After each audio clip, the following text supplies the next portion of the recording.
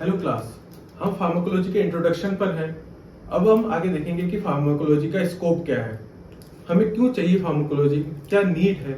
अगर हम ये सारे क्वेश्चन खुद से पूछें तो हम शायद इसका जवाब निकाल सकते हैं कि क्या नीड है फार्माकोलॉजी की, क्या स्कोप है फार्माकोलॉजी। ये हम अगर खुद से पूछे तो इसका जवाब हमें मिल जाएगा। तो देखते हैं स्कोप ऑफ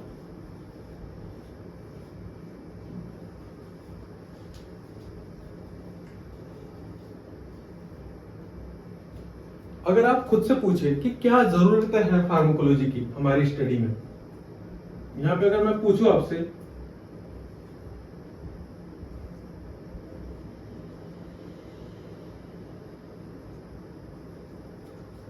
फार्माकोलॉजी हम क्यों पढ़ रहे हैं, क्या जरूरत है, अगर इसका जवाब मिल गया तो हमें स्कोप भी पता चल जाएगा। ठीक है, तो हम फार्माकोलॉजी पढ़ रहे हैं ये जानने के लिए कि क्या कोई ड्रग वो टॉक्सिक तो नहीं है, क्या कोई ड्रग हमारे बॉडी में इंटर करके हमें हार्म तो नहीं पहुंचाएगा।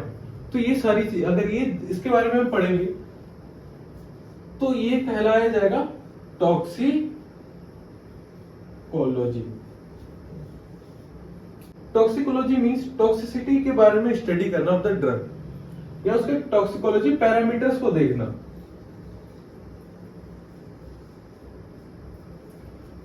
मींस क्या वो हमें हार्म कर रहा है, is it harmful.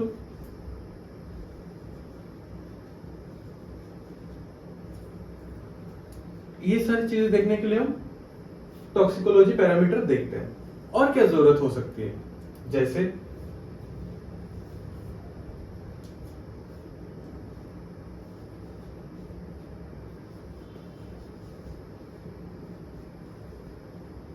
Clinical trials में। क्लिनिकल ट्रायल मतलब क्या हुआ, कोई भी ड्रग मार्केट में आने से पहले उसको कई स्टेजों में टेस्ट किया जाता है। पहले एनिमल्स में टेस्टिंग होती है, फिर हेल्दी ह्यूमंस में टेस्टिंग होती है, और देखा जाता है कि उसमें क्या क्या इफेक्ट है, उसमें कैसा ड्रग एब्जॉर्ब कर रहा है, कैसा एक्सक्रीशन हो रहा है, वेरियस पैरामीटर चेक किया जाता है। ये सारी चीजें क्लिनिकल ट्रायल्स में आती है। इसमें आ गया हमारा टेस्टिंग ऑफ न्यू ड्रग, ये सारी चीजें क्लिनिकल ट्रायल में आ गई। थर्ड आ गया फार्माकोटिक्स।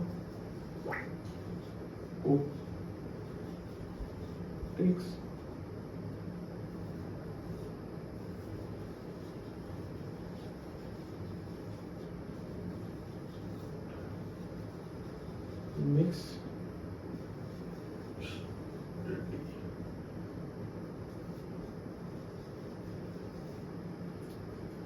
ये देखना कि ड्रग कैसे एक्ट कर रहा है, ये देखना कि बॉडी ड्रग के साथ कैसे इंटरेक्ट कर रहा है, ये सारी चीजें भी फार्माकोलॉजी के स्कोप के अंदर आती हैं। अगर हम आगे देखें, फिफ्थ है एजुकेशन पर्पस के लिए।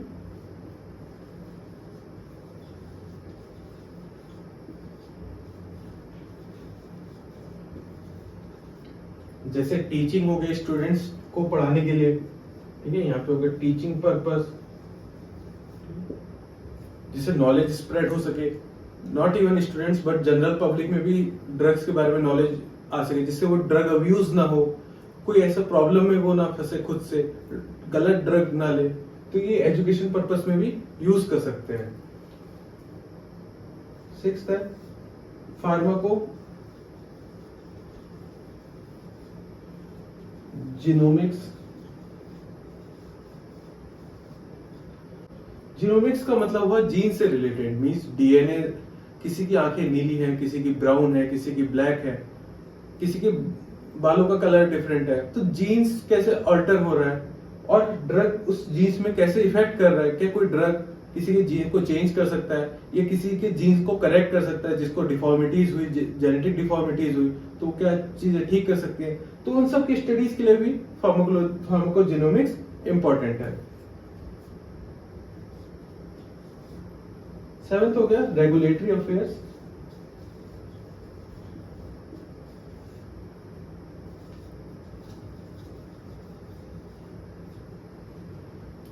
फार्माकोलॉजी नॉलेज बहुत इंपॉर्टेंट है हमारे डे टू डे लाइफ में, रेगुलेटरी अथॉरिटीज को भी जो हर किसी को मॉनिटर कर रहा है, जैसे pharmaceutical companies, medical stores, different places में रेगुलेटरी अफेयर्स में यूज होता है, जहाँ पे इन पे नजर रखी जाती है।